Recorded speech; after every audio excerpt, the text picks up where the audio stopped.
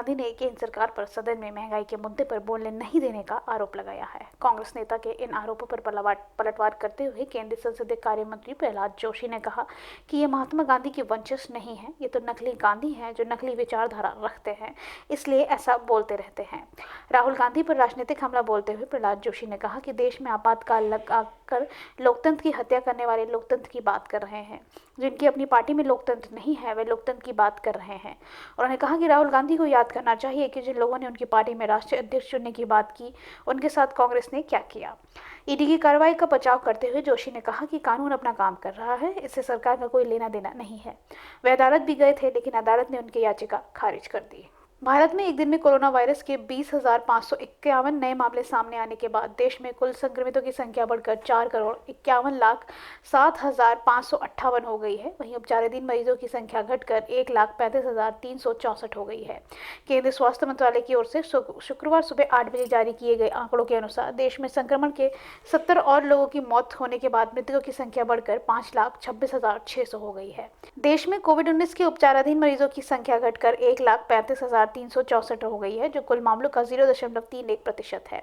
पिछले 24 घंटों में उपचाराधीन मरीजों की संख्या में 1,114 की कमी दर्ज की गई है। मरीजों के स्वस्थ होने की राष्ट्रीय दर 98.50% है। अद्यतन आंकड़ों के अनुसार दैनिक संक्रमण दर 5.14% है, जबकि साप्ताहिक संक्रमण दर 4.64% है।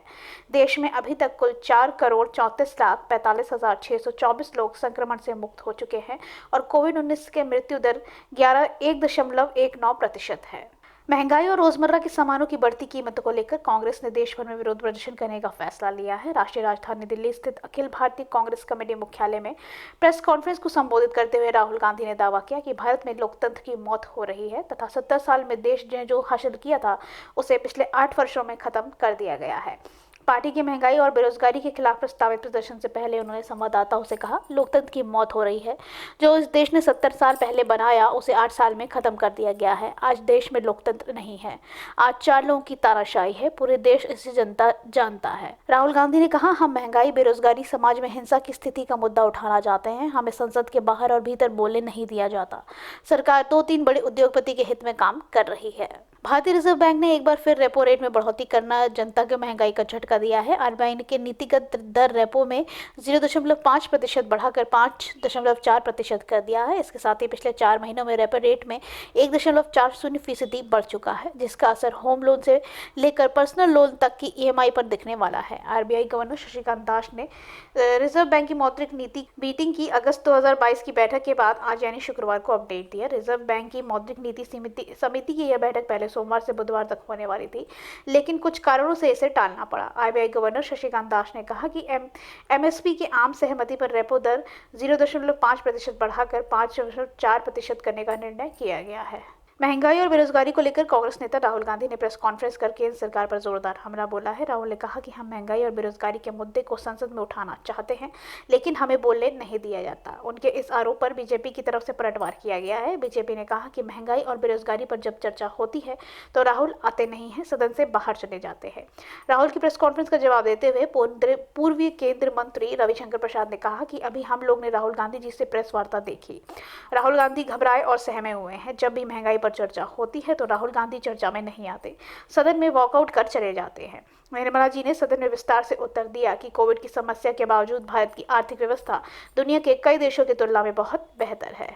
महंगाई समेत विभिन्न मुद्दों पर कांग्रेस समेत विपक्षी सदस्यों के हंगामे के चलते शुक्रवार को लोकसभा की बैठक शुरू होने के करीब 25 मिनट बाद दोपहर 12 बजे तक के लिए स्थगित कर दी गई थी। लोकसभा अध्यक्ष ओम बिरला ने आंदोलन कर रहे सदस्यों से कहा कि उनका व्यवहार ठीक नहीं है। सुबह 11 बजे जब बैठक शुरू हुई तो लोकसभा अध्यक्ष ने सिक्किम से 13वीं लोकसभा के सदस्य भीम प्रसाद दहल के निधन की जानकारी दी। उन्होंने जापान के हिरोशिमा नागासाकी के 77 साल पहले अमेरिका द्वारा परमाणु बम गिराए जाने की घटना का भी उल्लेख किया।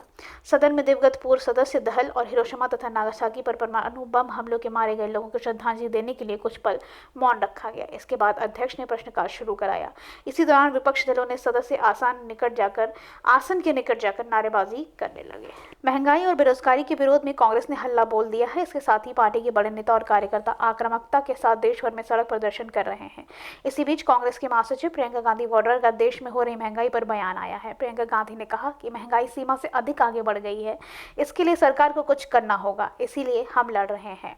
बता दें कि सांसद राहुल गांधी की अगुवाई में कांग्रेस का देशव्यापी प्रदर्शन चल रहा है। वहीं पार्टी द्वारा देशव्यापी प्रदर्शन में कांग्रेस अध्यक्ष सोनिया गांधी भी शामिल हैं। पार्टी के बड़े नेता और कार्यकर्ता प्रधानमंत्री आवास का घेराव करने वाले हैं। साथ ही महंगाई को लेकर सदन के मॉनसून सत्र में जमकर हंगामा भी जारी है।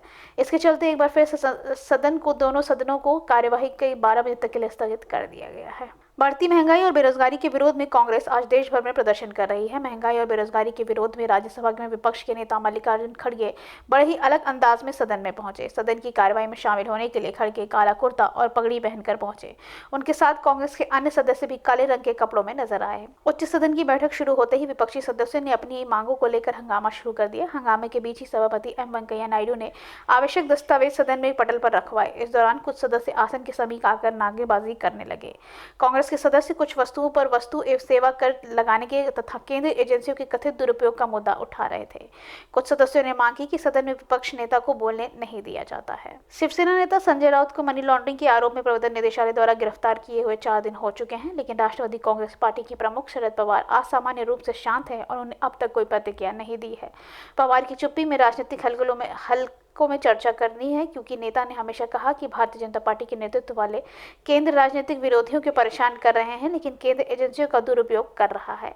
इस असामान्य घटना को लेकर पार्टी के नेता बटे हुए हैं। एनसीपी नेताओं का एक वर्ग मानता है कि पवार की स्थिति को देख रहे हैं कि सही समय आने पर बोलेंगे, जबकि कुछ अन्य लोगों ने कहा कि वे गांधी परिवार के खिलाफ ईडी की कार्रवाई की पृष्ठभूमि से सावधानी से चल रहे हैं। कांग्रेस महंगाई, जीएसटी और केंद्र सरकार की नीतियों के खिलाफ शुक्रवार सुबह से सड़क से सदन तक प्रदर्शन कर रही है। इस बीच राहुल गांधी समेत कई सांसदों को पुलिस ने हिरासत में ले लिया है। दरअसल राहुल संसद भवन से राष्ट्रपति भवन तक मार्च के लिए निकाल रहे थे, लेकिन पुलिस ने उन्हें रोक दिया। खबर यह भी है कि प्रियंका पीएम आवास के घेराव भी कर सकती हैं। उधर प्रियंका भी कांग्रेस मुख्यालय पहुंच गई हैं। प्रदर्शन को देखते हुए अकबर रोड पर भारी सुरक्षा व्यवस्था कर दी गई है। पुलिस ने 3 लेयर में जवानों को तैनात किया है। किसी भी कार्यकर्ता को अंदर नहीं जाने दिया जा रहा है। इस बीच केंद्र के खिलाफ विरोध जताने के लिए सोनिया, राहुल समेत कई कांग्रेस के सभी सांसद ने काले कपड़े पहनकर पहुंचे हैं और जमकर नारेबाजी कर रहे हैं। सियासत में कब कौन सा कदम उल्टा पड़ जाए कुछ तय नहीं। कुछ ऐसा ही सपा के वरिष्ठ नेता प्रोफेसर राम गोपाल के साथ हुआ है। वह मुख्यमंत्री योगी आदित्यनाथ से क्या मिलने, मानो मुसीबत का विरोध छत्ता उन पर टूट पड़ा हो। उनकी मुलाकात क्या हुई, सपा के हालात बिगड़ने से लगे हैं। इससे अखिलेश यादव की मुश्किलें बढ़ गई है। पहले शिवपाल और फिर अपर्णा ने उन्हें निशाने पर लिया। उनके बाद अब खुद अखिलेश के नवरत्न कहे जाने वाले उनके करीबी निशाने पर हैं। अब्दुल्ला आजम खेमा तो पहले ही नाराज है। सपा में विरोध के स्वर और मुखर होते नजर आ रहे हैं, तो हैरत नहीं। सपा के वरिष्ठ नेता और थिंक टैंक कहे जाने वाले प्रोफेसर साहब यानी कि राम गोपाल यादव ने 1 अगस्त को मुख्यमंत्री से मुलाकात की थी। उनकी मुलाकात की खबर फैलते ही यह सवाल तैरने लगा कि आखिर उन्होंने मुलाकात क्यों की और किस वजह से की।